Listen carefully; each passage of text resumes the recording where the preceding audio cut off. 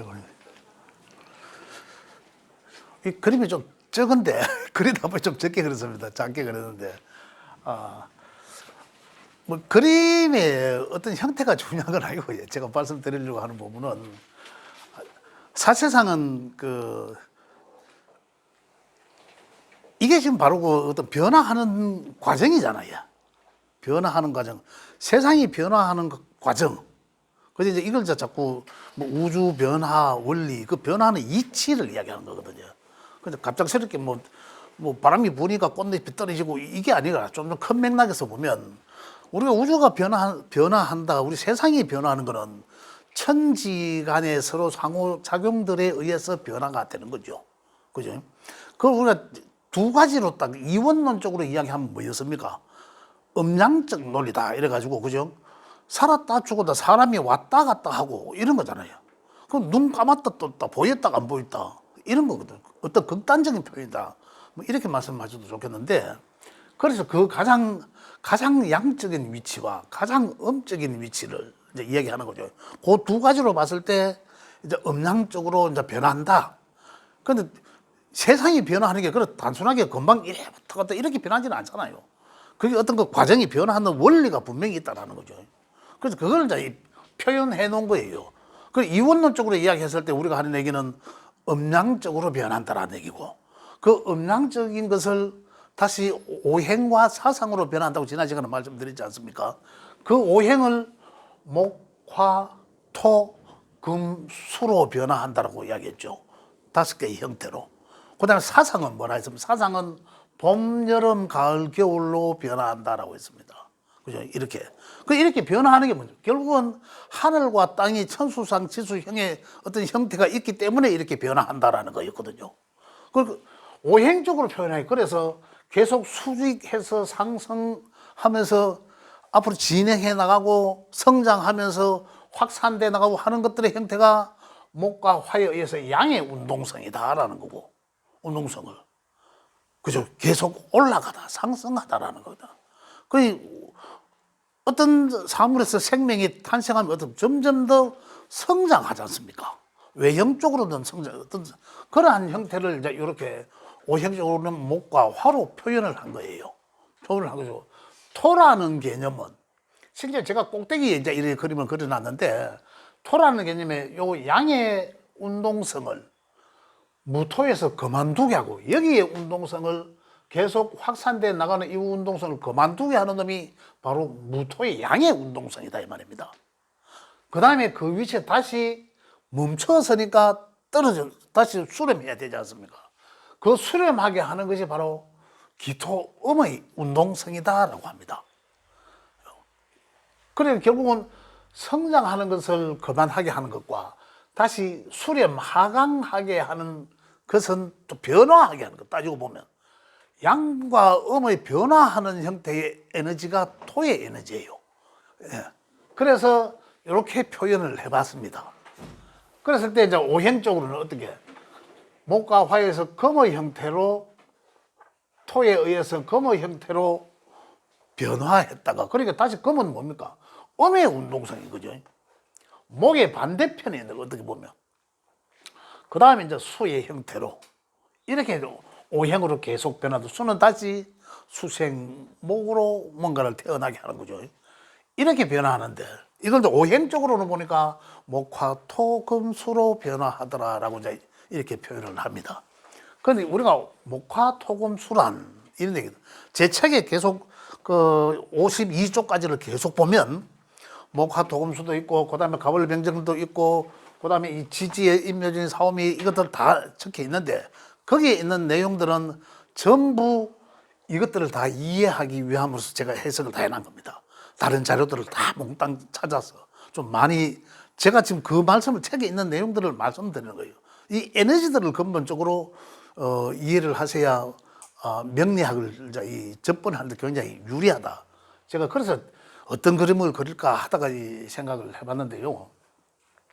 그 다음 여기서 이제 우리가 이제 오행적을 이제 어느 정도로 이제 이해를 한다고 가정하면, 그럼 오행적으로도 그 표현을 여러 가지로 합니다. 목의 운동성이라고 했는데, 그럼 목은 운동성은 뭡니까? 무언가에서 나왔을 거 아니에요. 씨앗에서 나옴이죠. 씨앗 보이지 않는 뭔가에서 이 보이지 않는 무슨 음의 가장 음의 형태에서 양의 형태로 모양을 변화한 거죠. 그러면 자 우리 사람들로 보면 어떻습니까? 어머니 뱃속에서 태어나옴을 말하는 거죠. 바로 갓 태어났음을 말합니다. 그죠? 그럼 우리 자연에서 우리 생명체들 보면 어떻습니까? 그 씨앗에서 뭔가 세상에 나옴을 세상에 드러남 이걸 이야기하는 겁니다. 이러한 형태들이 목의 형태들이라는 거죠. 그래서 목의 형태는 항상 먼저 시작함을 이야기하더라는 거죠. 대표적으로 에너지가 운동성의 에너지가 양의 운동성의 시작함 명략적으로 이야기하면 이렇게 되는 거죠.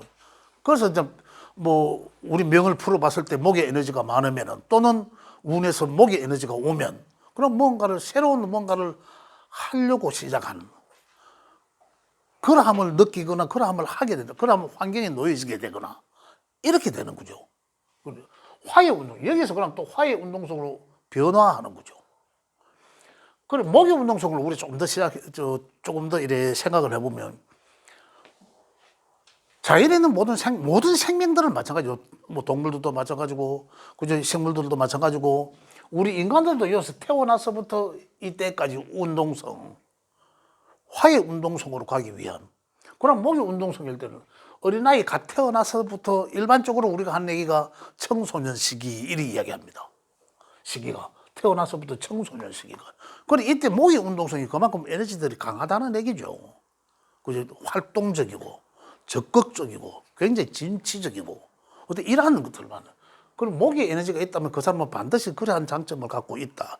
또는 장점만 갖고 있는 게 아니라 그게 장단점을 동시에 갖고 있다. 그게 음양론입니다. 여기도 음양이 같이 있고 여기도 음양이 같이 항상 음양은 같이 존재한다. 그리고 우리 다른 학도에서 보면 장점과 단점을 동시에 갖고 있다는 거죠. 그래서 장점을 잘 쓰면은 장점을 잘 쓰는 거고 장점을 잘못 쓰면 그게 단점이 되는 거죠. 또한 마찬가지로 음의 형태로 단점을 장점으로 성화해서 잘 활용할 수도 있다는 거죠. 그런데 우리가 이 명리학을 접근해서 배우면서 자연의 변화하는 이치에서 우리가 지혜를 근본적으로 찾아볼 수 있다는 겁니다. 그래서 화의 형태로 넘어가면 어떻습니까? 시기적으로 화의 형태로 넘어가면 화는 세상에 태어나서 점점 더 성장하면서 그 다음에 우리 아이가 아까 뭐 19세, 20 청소년기까지라고 제가 청소년기를 이제 목의 운동성이라고 본다고 했는데 그럼 이 다음에 화해 청소년기 이 다음에 사회에 나갈 수 있는 사회에 진출할 수 있는 청년기가 되겠죠. 사회에 나갈 수 있는 그죠? 그냥 청년기로 이제 구분하겠습니다. 자 이때 청년기 우리가 사회에서 많은 활동을 하는 시기가 그 시기를 화해 운동성으로. 그래 우리 인생에서 가장 화려한 시기 이렇게 이제 표현을 합니다. 표현하죠. 그래 천간에 있는 아까 여기서 이제 오행적으로는 목에서 화로 넘어가고 이 목에서 화로 넘어가는데 목에서도 아까 음양이 있다라고 했지 않습니까? 그게 이제 가장 먼저 시작한 놈이 양이고 목을 마무리하는 게 음이에요. 목의 운동성을 갖고 있지만서도 목을 마무리해줘야 화로, 목생화하는 거거든요. 그리고 운동성, 화는 그 청년기, 우리 일반적으로 사회생활을 하는 그러한 시기, 그럼 연령대가 보통 어떻습니까? 지금은 20대에 우리가 이 사회에 나가지는 않지 않습니까? 그죠? 보통 뭐 20대 말 후반, 30대가 돼야 이제 이 사회생활을 하는 사회니까 지금은. 그러면 그때부터 사회생활을 해서 보통 이 어느 한 시점을 끊을 때까지 양의 운동성과 다시 이야기하면 사회생활을 마감할 때까지다라는 거죠. 의에 보면. 그죠? 자, 시기적으로 보면 청년기. 이제 여기 음의 운동성으로 오면 금의 시기는 어떤 장년기. 따지고 보면 노년기. 이래 되겠죠. 우리 인생을 구분하다 보면. 그리고 화의 특성은 단지 양의 화란다. 이 토의 운동성은 그냥 토는 음양의 논리를 이제 변하게 해주는 거. 모든 면에서.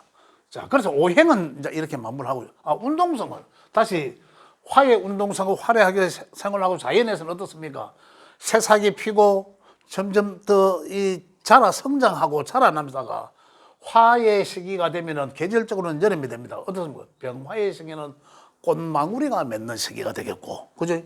꽃이 만개하는 시기가 되고, 우리가 계절적으로, 그 다음에 지혜는 어떻게 연관되어 있습니까? 갑의 시기는 천수상하니 치수형은 임목의 형태라. 임목의 형태는 봄에 음력으로 입춘이 지나고 봄의 형태가 되니까 어떻습니까? 새싹이 나고, 그래서 가장 먼저 시작하고, 그래서 보이지 않는 어떤 기운들의 기에 의해서는 갑과 같은 맥락이더라. 우리가 생각으로는, 우리 마음적으로는 내가 뭔가를 해야지 하고 막 생각하는 게 아니라, 아, 그렇지, 해야지라고 생각하는 거로, 그죠? 그냥 행위상학적이라고, 보이지 않는 어떤 에너지를 하면 형태로 보여주는 건 뭡니까? 우리 일반적으로, 아, 저놈 좀 한 대 때려야지 하잖아. 그거 생각 없이 때리면 어떻습니까? 그게 인목이란 거예요. 인목인 거죠. 자, 우리가 인목의 형태를 보면, 갑목과 같이 보면 갑목과 인목을 동시에 있으면 어떡하죠? 생각하면서 만나는 거야. 생각하면서. 그럼 갑목이 없다. 그럼 행복 먼저 하는 거예요. 갑목은 없고 인목만 있으면. 그러면 인목이 없고 갑목은 저놈 한 대 때릴까? 행동은 아직 안 따라갔잖아요. 이런 형태로 구분하실 수 있다. 그래서 제가 말씀드려봅니다. 그 다음에 이제 묘의 형태. 한창 봄이 가장 왕성할 때, 그때 천에서는 을목의 기운이잖아요. 자, 봄이 가장 왕성할 때는 어떻습니까? 세상에서 가장 점점 더 확산되어 나가잖아요. 그 다음에는 확산되어 나가면은 봄의 끝자락에서는 꽃망우리가 맺죠. 여기 더 성장하는 형태는 어느 점에서 멈춰야 되거든요. 그리고 을목의 형태는, 그래서 갑목의 형태는 가장 그 목의 양이기 때문에 에너지가 엄청 강하다라는 거예요. 그래서 갑목의 형태, 갑자도 보면 어떤 피켓을 들고 있는 가장 앞장서 있는 이런 모양인데, 그래서 갑목은 에너지가 상당히 강하다. 그래서 갑목은 우리 인간 사회에서 보면 장남격 그런 형태를 갖춘 나를 따르라 하는 어떤 그런 에너지, 아주 막강한 그런 에너지를 갖고 있다. 인목은 마찬가지죠. 형태를 말하는 거고. 그래서 을목은 여기서 좀 더 성장하니까 어떻습니까? 인목의 형태에서는 씨앗에 감춰진 딱딱함 속에서 뚫고 나오는 그 형태의 기운을 말하고, 겨울에 한겨울에 탁탁히 얼었는 그 모양을 뚫고 나오는 형태를 말하고, 그러면 갑목은 이미 뚫고 나왔잖아요. 뚫고 나왔으니까 기사 발통이 아니라 일반 차들도 성용차들이 굴러갈 바퀴가 처음 부를 때가 힘이 들지, 에너지가 많이 소모되지 않습니까? 이미 구르고 나면 좀 부드러워지거든요. 그런 에너지를 말하는데, 을목의 형태란 이미 뚫고 나온 형태에서 점점 확산돼 나가는 꼴을 말하고, 그죠? 또는 우리가 물상 쪽으로는 능쿨 생물을 얘기하거든요. 물상 쪽으로는. 그래서 을목의 형태는 상당히 유순하다. 갑목에 비해서 상당히 그렇게 표현을 합니다. 목의 에너지는 분명하지만 상당히 거기에서 부드럽다라는 거죠. 그 다음에 이제 이 을목의 형태는 마감 짓고 진월에서는, 천간에서는 목생화해서 병화로 바로 넘어가지 않습니까? 그 지에서는 진토에 의해서 봄에서 여름으로 넘겨주는 거죠. 그래서 토는 아까 음양적 어떤 균형 또는 음양적 변화를 하게 해준다라고 했는데, 지에서도 마찬가지로 봄의 끝자락 2월, 3월, 4월이잖아요. 계절적으로 보면, 그죠? 이 양력으로 2월, 3월, 4월인데 여기서 꽃망우리를 맺고, 그래서 성장하고자 하는 이 에너지는 마감을 하고 여름으로 넘겨주는 거죠. 그래서 꽃망우리를 터뜨리니까 병화의 형태 또는 지에서 사화의 형태에서 꽃이 펼쳐지면서 자연 환경에서 이때가 이제 여름이 입하가 이제 시작된 거죠. 펼쳐지면. 그러면 화의 형태가 시작된 거죠.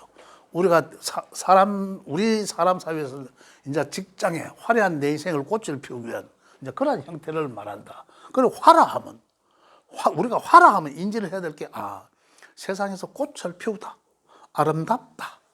그 에너지가 참 열정적이다. 그죠? 무기로 본다면은 여기보다는 상당히 가볍다.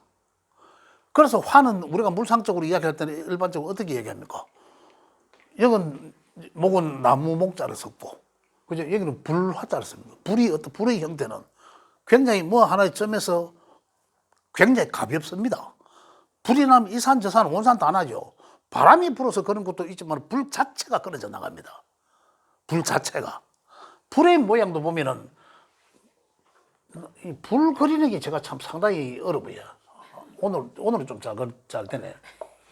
이렇다면 촛불인지 뭐 얕은 형태를 보면 요 안에 까맣게 이런 형태가 있습니다. 우리 찜질방에 가보셨잖아요. 그럼 어떤 불의 형태든지 보면 까맣게 있어. 요 까만색이 뭡니까? 여기 수 같은 수. 우리 오행주 뭔가 잡아주는 거거든요. 불의 형태가 요 핵이 없으면 이 형태가 안 잡힙니다. 그래서 불 끝에는 어떻습니까? 이 잡는다 하더라도 이 형태가 만들어지지만은 산불이나 이렇게 크게 불나는 거 보면 끝은 날아갑니다. 바람이 불어서 날아가는 것도 있지만 이 자체 불의 에너지 자체가 그만큼 가볍다는 거예요.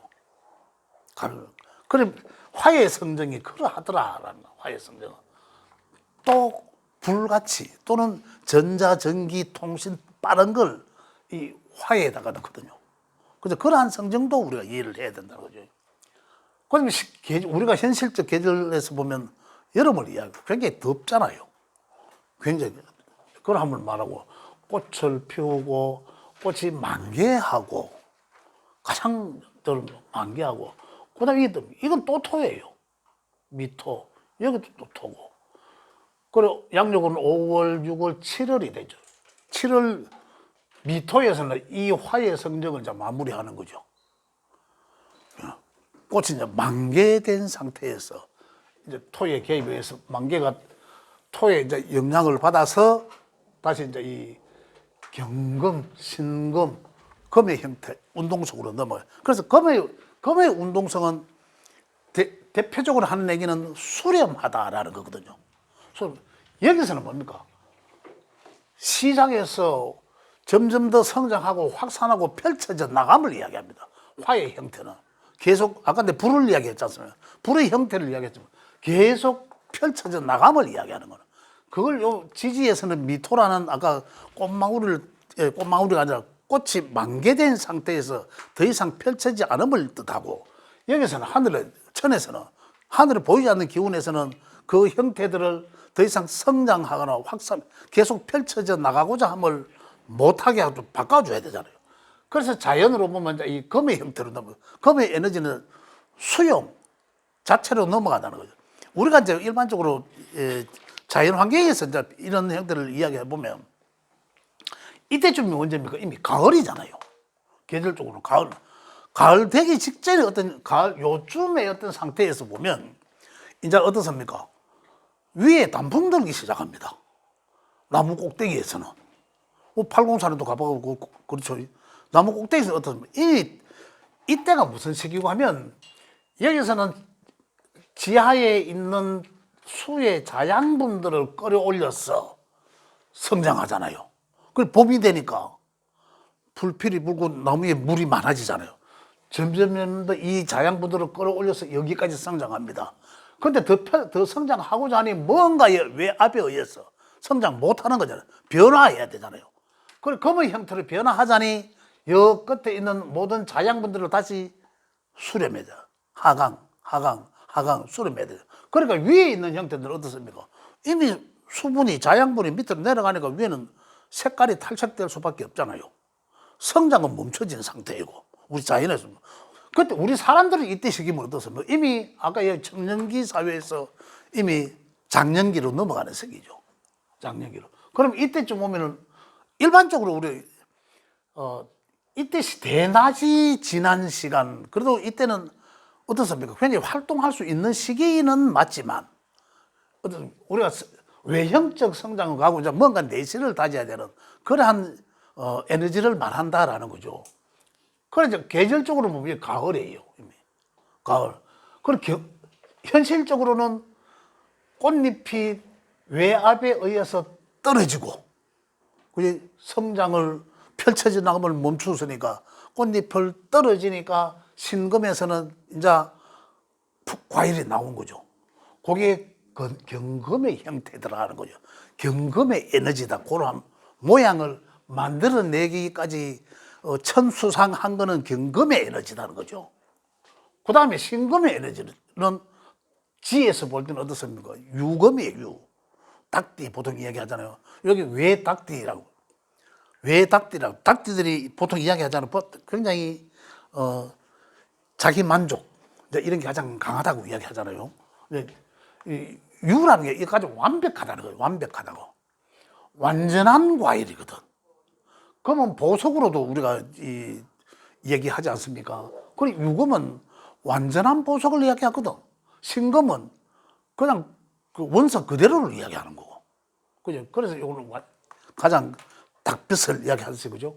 그래서 이제 이 가장, 자기가 이제 자기 만족도 가장 높다.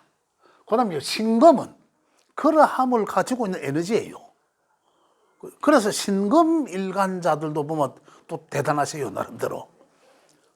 신금, 정신적인 부분이잖아. 그러함을 갖고 있다는 거죠. 그럼 가을을, 여기서는 이제 어떻습니까? 가을의 풋과일과 완전한 과일의 차이는, 풋과일은 그냥 과일 자체가 조그만한 것이 아니라 그 안에 완전하지가 않다는 거. 완전하다 하면 이게 뭔가를 과일이 씨앗이 완성된 단계, 완성된 단계를 이제 이야기하는데 그게 이제 유금이었다는 거죠. 그 다음에 또 가을에 끝자락에 있으면 7월, 양력으로는 8월, 9월, 10월에 이제 술도 마찬가지입니다. 술은 가을에 있지만, 가을 끝자락에 있지만 어떻습니까? 겨울로 넘겨주려고 하는 거예요. 그 술의 형태는 천간의 형태는 금은 가을로 계절로 가을로 이야기하지만 경금에서 신금으로, 신금에서 바로 임수로 넘어갑니다. 넘어가는데 우리 현실적 환경이 어떻습니까? 술이라는 가을 계절을 마무리하는 단계, 가을 거지하는 단계. 그죠? 이제 이때가 뭐 완전히 잘 익어갖고 상품이 되는 것들은 그냥 추수를 하고 상품을 내고 하지만 자연적으로 만약에 이것들이 추수하지 않고 자연적으로 낙과 떨어졌다고 생각해 볼 때 어느 시점에서 떨어지지 않습니까? 그죠? 그걸 떨어지면 어떤가요? 과육은 땅으로, 씨와 육이 분리되지 않습니까? 우리 사람도 분리되잖아요. 정신적인 것과 육체적인 것이 분리되죠. 그리고 혼백이 분리된다라고 하죠. 그래서 갈 곳은 각자의 곳으로 가는 거죠. 그래서 겉으로 보여지는 육신들은 어디로 갑니까? 과육들은 땅으로 가는 거예요, 땅으로. 보이지 않는 에너지는 우리가 볼 때 이제 하늘로 가는 거고, 야들의 씨앗은 어떻습니까? 새로 거듭나잖아요. 새로. 이제 그러한 형태로 각자의 길로, 음양론적으로 각자의 길로 가는 건데, 그 시기가 술이라는 시기다라는 거죠. 그리고 결국 이 술도 오행적으로는 토이지만 어떻다? 음양을 분리하는 항상. 그런 환경 에너지를 말한다. 그래서 경금 다음에 신금은 신금에서 추수를 가을 형태를 마무리하고 겨울 형태를, 겨울 형태 수는 뭡니까? 수의 이 겨울 형태를 우리가 보관을 해요.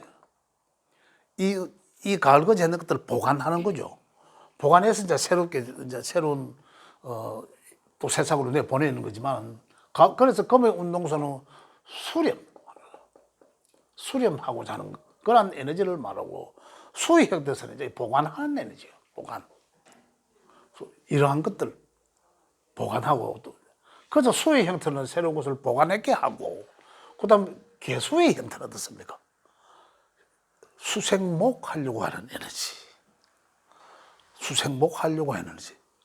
그람을 분류한다. 겨울을 저는 우리 해자축으로 분류되어 있지만, 해는 입동이 있는 시기죠. 그래서 아까 양력으로 11월, 자월은 12월, 축월은 1월, 이렇게 해서 이 겨울로 넘어갑니다. 그 겨울에는 우리가 추수 다 하고, 과거에 우리 농경사회에서 겨울에 보면 어떻습니까? 전부 다 놀았어요. 따로 한 게 없잖아요, 특별히. 쉬는 거죠. 휴식하는 거잖아요. 수의 에너지가 그러하다라는 거죠. 그래서 이 음의 가장 음다운 에너지거든. 그래, 가장 양다운 에너지는 막 펼쳐져 나가려고 하는 것이고, 가장 수는 펼쳐져 나감이 아니라 그냥 조용히 있으려고 하는 거예요. 수렴의 끝 단계거든요. 그게 어느 게 임수인 단계. 그래서 임수와 개수는 뭡니까? 수생목 하려고 막 에너지가 막 운동을 하는 거죠. 운동성을. 같은 수이지만 이 수를 끝내려고 하고 요는 수의 시작이거든. 그리고 임수는 개수와는 달리 임수는 모든 걸 에너지를 모아갖고 내가 보관해야 되는 상태죠. 보이지 않게. 그래서 가장 임수인 상태가 가장 조용한 상태예요. 가장 다른 사람들이 모르는 상태고 외부로 내가 누구다라는 걸 감추는 게 아니라 그냥 본질적으로 내가 그냥 있는 거거든요. 그걸 한번 말한다라는. 그래서 수는 조용함을 이야기하는 거죠. 조용함. 하루에도 보게 하루 아침 그죠? 아침에서 어디로 갑니까? 대낮으로 가잖아. 낮에서 뭔가 해서 다시 해는 어느 정점에서 다시 이제 머물다가 넘어가는 거죠. 서쪽으로 넘어가는 거죠. 서쪽. 넘어가면 이제 깜깜한 밤으로 가는 거고. 이러한 형태로 변하는 거죠. 이러한 형태로. 하루를 보면 이렇게 변하고. 그죠? 1년을 보면 봄, 여름, 가을, 겨울로 보면. 그 천간과 지지는, 천간은 보이지 않는 에너지를 이야기하는 거고, 보이지 않는 에너지 운동성. 그죠? 형이상학적이고. 지지는 현실적으로 드러나는 어떤 형태들을 말하고. 이제 이러한 것들을 말해요. 이게 결국 음양오행론입니다. 근데 우리가 이해를 해야 될 건, 근데 이걸 두 가지가 결론적으로 이야기하면 음양적으로 변하는 것을 펼쳐 놓은 거죠. 요걸 다시 함축해서 이야기하면 음양론입니다. 요걸 우리가 명리학에서는 음양, 목화, 토금수, 오행론이라고 이야기하는 거죠. 그죠? 그래서 책에서 62쪽까지를 아까 제가 말씀드렸는데 62쪽까지를 우리 기초과정 하시는 선생님들을 꼭 한번 읽어보십시오. 그냥 시간 되실 때 좀 분량이 좀 시름시름 한번 읽어보시면 제가 지금 이야기하는 이런 내용들이 거기 다 담겨져 있습니다. 그런 형태를 말하고 그래서 음양오행론에 대해서는 이제 이렇게 펼쳐진다가 좀 마무리하고 한 가지 제가 프린트물을 내가 좀 복사를 해서 안 받으신 선생님들은 좀 드릴 텐데요.